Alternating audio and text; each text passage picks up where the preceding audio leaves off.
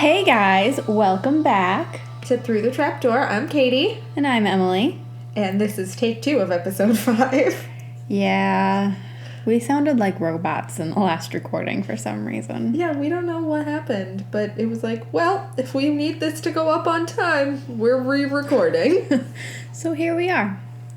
So we're reading chapter 4 of A New Leaf to Turn, and it's called The Rest of You. That's odd. Archimedes never takes off like that, Harry James Potter mused, as he watched the spot on the sky that his owl had taken off towards. It was odd how much Archimedes looked like his old owl Hedwig, but the only thing the two had in common was the fact that they had both been gifts. Hedwig had been a birthday present from his first friend in the wizarding world, Hagrid, who's my secret favorite. I don't think it needs to be a secret. I think Hagrid is everyone's favorite. And he's so perfect to Harry. Right, and I thank JK every day she didn't kill him. Yes. But I also curse JK every day because fucking Harry named his child after Albus Dumbledore. And not Hagrid. And Severus Snape instead of Hagrid and Remus. The two actual father figures in his life. Well, Archimedes had been an apology gift from none other than Percy Weasley. The redhead had felt so bad about the way that he had acted during the war that he had given Harry the snowy owl shortly after Harry and Ginny were married. Not enough. Do you have a comment? Yeah, I hate Percy Weasley. Okay. He's the Weasley who should have died. She's very bitter about Fred dying. Cool. Fred was my favorite. The Weasley twins are my favorite. Fred is the better twin. Harry should have expected that any owl of Percy Weasley would have been just as strict as he was. Harry remembered one of the first times he was writing a letter to Ron using Archimedes, and the owl had pecked his hand for misspelling the word eternity. Needless to say, Harry's spelling had improved greatly ever since receiving Archimedes. Good. You suck, Harry. You're literally as observant as a brick wall. We know you can't spell for damn. Why were you writing eternity in any letter to Ron? Is beyond me. It's not even that hard of a word to spell. No, it's really not. Another thing that differed from Harry's first owl was the fact that Archimedes liked to be on a schedule. He liked to be fed twice daily, once at 7:18 in the morning, and again at 4:48 in the afternoon. He always seemed to throw a fit if ever Harry was late during either of these feeding times, but if he was early, the owl refused to eat until the correct time. And every day, without fail, Archimedes would take flight to stretch his wings that lasted from 1:35 in the afternoon until 4:30. Harry never knew what the owl chose to do those times. All he knew was that Archimedes had a reason for it. But here he was at 4:48, and instead of eating, the snowy owl had taken off at breakneck speeds that only a magical owl could manage. Out of all the things that confused Harry about this owl, that was at the top of his list. What are you looking at, Harry? Harry turned to look at his wife, Ginny. The redhead had come up to his study just moments after Archimedes took off, most likely to tell him dinner was almost ready. Archimedes just left, at feeding time of all times. He's never done that before. I wonder what made him do that, the green-eyed man murmured, but his wife heard him all the same. Well, did you need him for anything? The former Weasley woman folded her arms against her chest as she leaned on the door frame of the study. Harry chuckled, looking at his wife. No, not really. Then don't worry, Harry. Archimedes always knows when he's needed. I know. I guess it just bothers me that he's out of his schedule. Ginny arched her eyebrow. Harry James Potter, I specifically went through the trouble of making treacle tart for you, and you're more concerned about your owl's schedule? Get over here so I can hex some sense into you. The fiery-haired woman drew her wand threateningly, but this action only made Harry laugh. You make a good point, Mrs. Potter. It would be a shame to waste such a good treacle tart, wouldn't it? Harry stepped away from his desk and made his way to his wife, wrapping an arm around her. Shall we go eat then? Ginny tried to keep her face stern, but the twitching at the corners of her mouth, as well as the signature Weasley reddening at the ears, told Harry that all was forgiven. "You can be a right git when you want to, you know that, Harry?" Ginny remarked as the couple made their way to the dining room. Harry smiled. Yeah, he knew. "James, what have I told you about transfiguring your peas?" Ginny scolded her eldest boy, James. The auburn-haired boy smiled sheepishly. "Not to?" Harry tried not to laugh as the serious conversation his wife and son were having, but honestly, the idea of a mother scolding her child for transfiguring peas into carrots just made him chuckle. Just make carrots. And yeah. If your kid wants to eat vegetables, make the vegetable they like. It's true. Also, never, ever feed anyone lima beans. Just a good rule of thumb.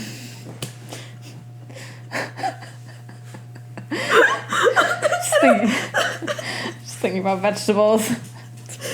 Lima beans are off the table. It's by far my least favorite vegetable. Hard pass.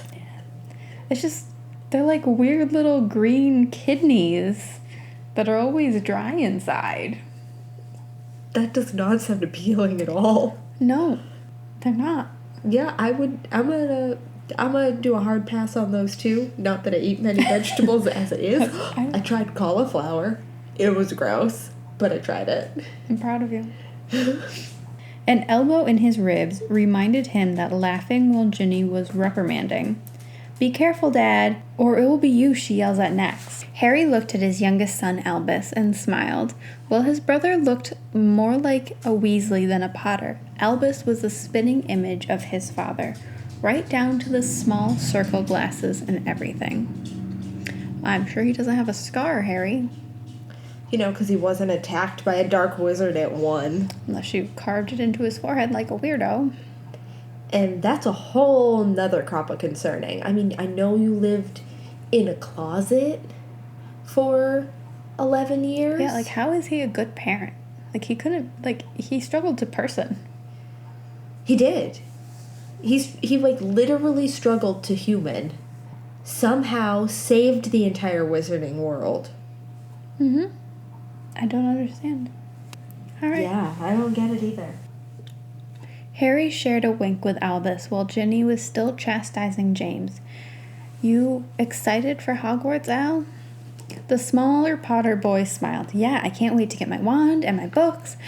I heard that they released the newest edition of Hogwarts A History to include the Battle of Hogwarts and the newer paintings as well in the memorials."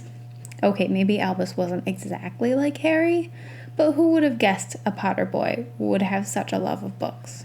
I don't know, his aunt is freaking Hermione Jean Granger. Yeah. Plus, I mean, just because you don't know any of your previous family, Harry, doesn't mean that there isn't a love of books there. I mean, just think about anybody who ever talked about your mother. She was like top of her class. She loved super books. smart lady. Mm-hmm. And it was like kind of a shock. She fell in love with meathead James. Yeah. She would have been better with Remus. I ship it. Mm-hmm. Like, even Sirius probably would have been a better choice than James. Well, literally, I mean, James was probably, from any Marauders era, anything, he was not the brains behind anything. Mm-mm. He was the pretty face. Yep. Even though, let's be honest, bad boy Sirius in his leather jacket would have been way more attractive. Yes. Plus, I feel like before he went to Azkaban, he was probably pretty attractive.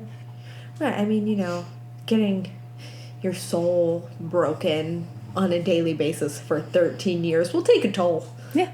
But why do you need the book when you're going there? Both green-eyed men looked at the youngest Potter, Lily. Harry smiled softly. Lily looked almost exactly like her namesake, save for the emerald green eyes her grandmother had. But Harry didn't mind. She was still his little girl. "Because, Lily, it's nice to know what's behind the people." I saw that Katie had a comment. I got distracted. I'm sorry. I was just like, yeah, why would you mind that your daughter has a different color eyes than the mother you never really met? Yep. You didn't even have a picture of her until you were like 11, so calm down. Like, come on, Harry. Because, Lily, it's nice to know what's behind what people see, Al smiled. Harry just rolled his eyes. But Lily wasn't paying attention to her brother anymore. Instead, she pointed at the window. Look, there's Archimedes. Harry whipped his head around so fast he thought he heard his neck crack. Sure enough, there was the punctual snowy owl making his way back to the Potter compound. Why do you live on a compound? I was just gonna say, how did I not notice compound when I was drunk? Instead, all my comments are about, your owl's clearly not punctual anymore if it left at dinner time. Forgot that we talked about that instead. You live on a compound. I think Harry has some residual war issues. Are you gonna start a cult? Maybe. That would seem very Harry-like. I mean, I'd probably join it because it's a wizard cult, but... Yeah. I mean, essentially, the Death Eaters were totally a cult. Mm-hmm. But you could say the same for the Order of the Phoenix. True. There you are, wizard cults. Ginny's brow furrowed. If that owl lands in my dinner, so help me. But no one heard the Potter matriarchs complaining as Archimedes landed on Harry's shoulder, just like he always did. There's a letter for you, Dad, James all but shouted, even though he was sitting across the table from his father. Well, he is 12, so fair. Harry looked at his owl and was surprised to find that instead of the message being tied around his foot like normal, Archimedes was holding the paper in his mouth.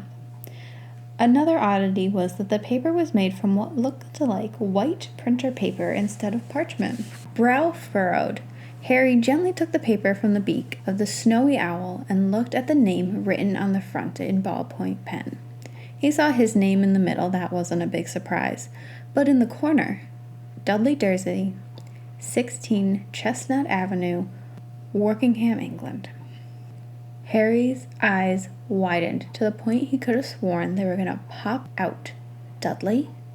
Harry? Ginny asked hesitantly, tearing Harry's eyes from the piece of paper. Harry, who is it from? Finding that his mouth was dry, Harry only shook his head as he opened the folded note to read what his cousin had to say over all the years since they had seen each other. Harry, I know I'm probably the last person that you were expecting to hear from, but you're the only person that I trust. My son Will is a wizard. He just received his letter to Hogwarts tonight. Obviously, Dad wasn't thrilled. He stormed out on us. Mom seemed better, but only time will tell. My wife and both my kids are confused, and I can't give them the information they need to feel safe about the magical world. You're the only person I trust to teach my family about this, and I know Will would look up to you. I know I haven't given you any reason to want to help me, but I don't know what to do. Dudley. Harry wasn't sure what to be more surprised at, the fact that Dudley wrote incomplete sentences or the fact that he had written Harry via owl. This couldn't possibly be Dudley. The green-eyed man reread the letter. The part about Uncle Vernon and Aunt Petunia sounded completely believable. But was Dudley still the same? Smaller version of Vernon? Dudley hated him just as much as the old man did. I don't hate you, Harry remembered the last time they had seen each other. It had been before Harry had gone for the Horcruxes. Almost 20 years ago. 20 years was a long time. People could change. But people could also be just as stubborn in their ways. The Dursleys probably would still call him a freak. No, Dudley had used the words wizard and magical world instead of calling it those people. Surely that means something. I should at least check. Harry? Ginny called again, forcing him to look at her. What's wrong? Who wrote? Harry gulped. My cousin Dudley. Dudley, who is this cousin of yours? Diane demanded as the family sat down in the family room, presents forgotten. Marigold looked at her father. Daddy has a cousin? Dudley sighed, not knowing where to start. The beginning might be the best. No, start at the middle. Suddenly he wished that the armchair he was sitting in would swallow him up so that he wouldn't have to tell his story. But as Mari bounced impatiently on his knee, he knew he had to say something. I was an only child, but I wasn't the only child in my house growing up. He looked from Will to Diane. My cousin Harry came to live with us when he was a year old after his parents were killed. He heard Diane's breath catch while Will had hardly moved. He was an orphan, and your parents took him in, Diane whispered. Dudley scoffed. According to Mom, he was left on our doorstep the night his parents died. It was only now that Dudley realized how odd the story sounded to an outsider.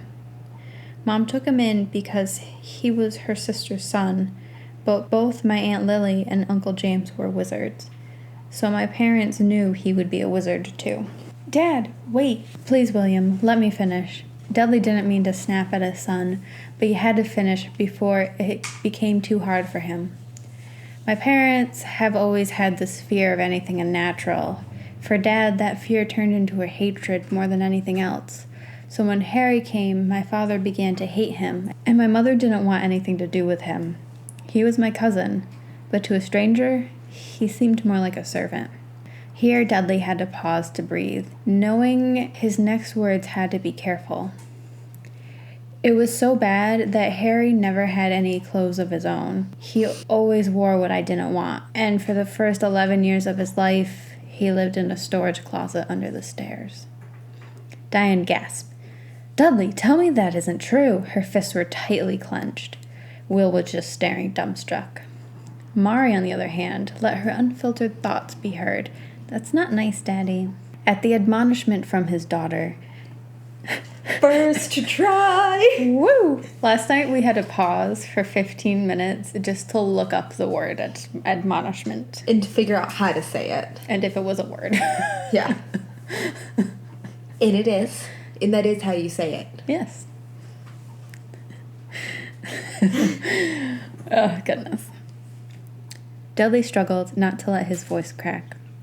I didn't know why I got spoiled while Harry got neglected. I was too self-centered and spoiled to care. But I happily played along with my parents' game of tormenting Harry. He shook his head.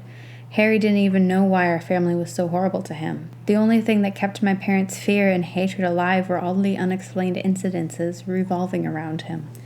What do you mean, Dad? Will looked at his dad, still more in shock than anything else, though he was a bit paler. Strange things always happened when Harry was involved, especially when he was upset or scared. Like whenever he was being chased on a playground by bullies, he would somehow end up on the roof of a building.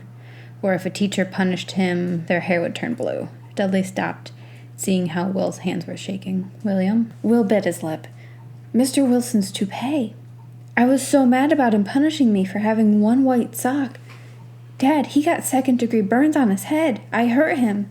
Diane hugged her oldest son close. Will, it's all right. We know you didn't mean it. Dudley watched his wife and son, but his daughter was watching him. What happened to Harry, Daddy? Mari's too smart for her own good.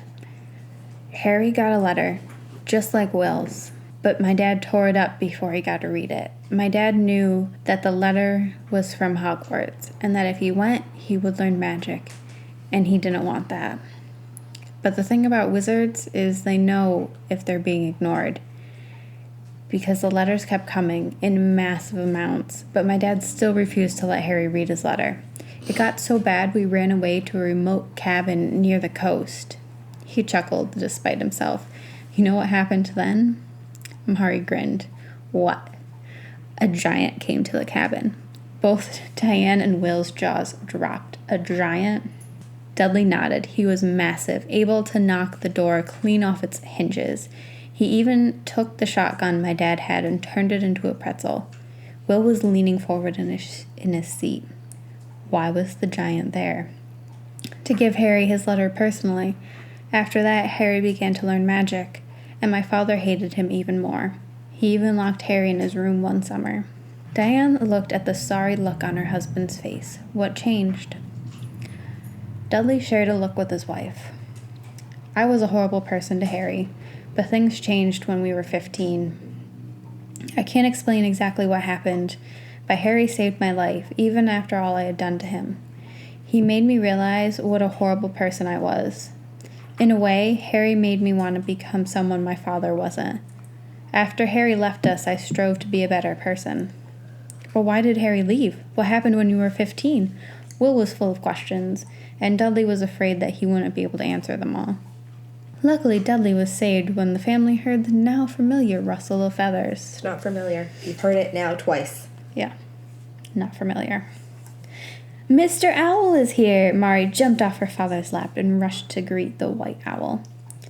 Harry responded. Dudley was surprised, to say the least, as Diane took the letter from the owl slowly.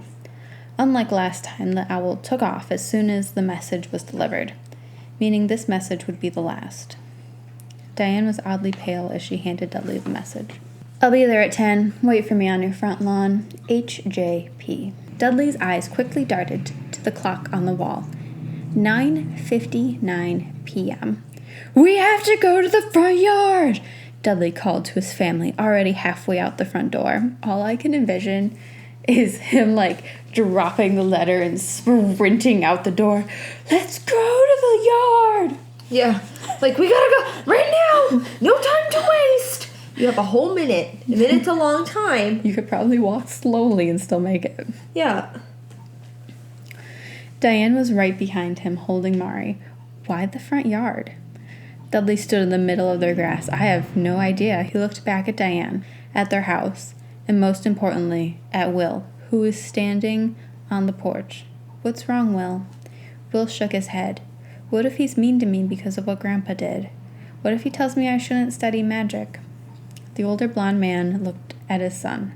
Will, let me tell you something. Harry is one of the most selfless, kind people I know. He would never. A car backfired some ways up the road. The loud crackling echoed throughout the night. No, there were no cars anywhere near here. Where do you live that there are no cars anywhere near you? Well, I mean, it is 10 o'clock in a small residential neighborhood. True, I guess. I don't know. Also, it seems like you live in a pretty nice neighborhood. Me, growing up in a city, I have never heard a car backfire. Yeah, people would notice that noise. It's not like where I grew up, where car backfiring is pretty normal. Yeah. Yeah, I've never heard a car backfire. That's when he saw it. And by it, he meant him. The Dursley family was able to see a tall, dark figure making his way down the street. He wore a dark cloak that billowed around his body as he walked, wearing the hood up to conceal his face. Daddy, I'm scared, Mari whispered from Diane's arms. Diane nodded subconsciously, taking a step backwards. Will looked like he was contemplating running it back inside. Dudley instead moved off the front lawn onto the sidewalk to meet Harry as the cloaked man got closer and closer. He was only a house away from where Dudley was standing. Dudley could feel his heart racing as his cousin got closer, only to have the cloaked man walk right past him as he made his way down the sidewalk. Confused, Dudley turned around, called out to the wizard, Harry? At the sound of his name, the cloaked wizard turned around to face him. By Merlin! Dudley! Further confused, Dudley nodded. Yes, it's me. You told me to meet you on the front lawn, didn't you? Yes, I did. But where's the rest of you? Harry said, still keeping his hood up as he stepped closer. Dudley raised an eyebrow. The rest of me? Harry's hood nodded. Of course. From beneath the cloak, a pale hand reached out and poked Dudley's stomach. Suddenly, it all made sense to the Dursley man. He had been 300 pounds heavier the last time Harry had seen him. The end of chapter 4. First of all, how heavy were you, Dudley, if you have lost 300 pounds? He was probably 500 pounds. I know in the movies they thinned him out a lot because, it's not healthy to ask a child actor to be 500 pounds. Right. But I feel like in the books, it still talked about how even though he was losing weight because he had joined the boxing, right, he was still massive. Yeah, I guess. And I guess, yeah. But also, you guys haven't seen each other in 20 years. Expect them to look different. Yeah. Nobody looks the same. No. From age 17 to age 30. Yeah, no. Because I don't look the same that I did at 17. Nope, not even close. All right, guys, thank you so much for joining us. Please subscribe and leave a review on iTunes. A nice one.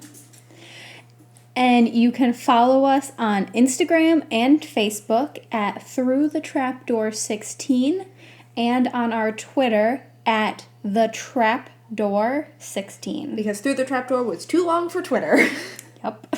And you can email us at throughthetrapdoor16@gmail.com with any story suggestions, or if there's anything you think that we need to see, whether it's a meme or another fan fiction, or if you have anything to say to us. Bye. Bye.